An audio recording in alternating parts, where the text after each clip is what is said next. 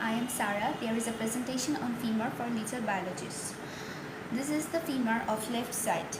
The upper end bears a rounded head which is directed medially upwards and slightly forwards. The cylindrical shaft is convex forwards and the direction is obliquely downwards.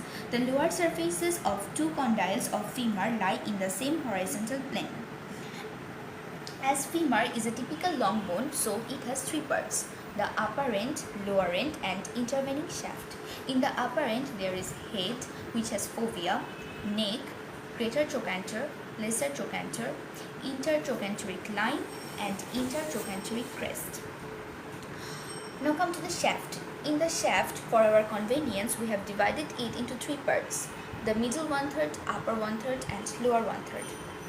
In the middle one-third, there is medial border, lateral border, posterior border.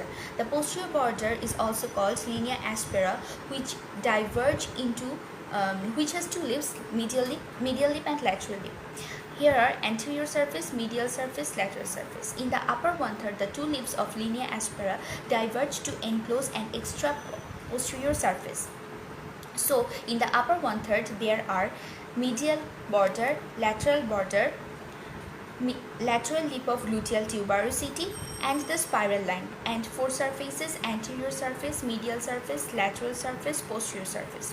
In the lower one-third, the two lips of linea aspera diverge as medial and lateral supracondylar line. So here are four borders: medial border, lateral border, medial supracondylar line, lateral supracondylar line, and four surfaces: anterior surface, medial surface, lateral surface, popliteal surface.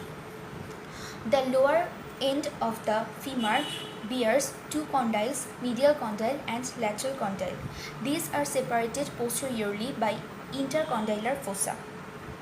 In the lateral condyle, there is lateral epicondyle and popliteal groove. In the medial condyle, there is medial epicondyle and adductor tubercle.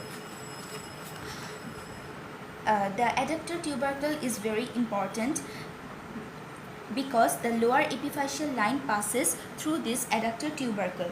The center of ossification in lower end of femur is very important in mediological evidence that if the newborn baby which is found dead was nearly full term and was viable. The head articulates with acetabulum to form the hip joint. So these are all parts and important topics about femur. Thank you.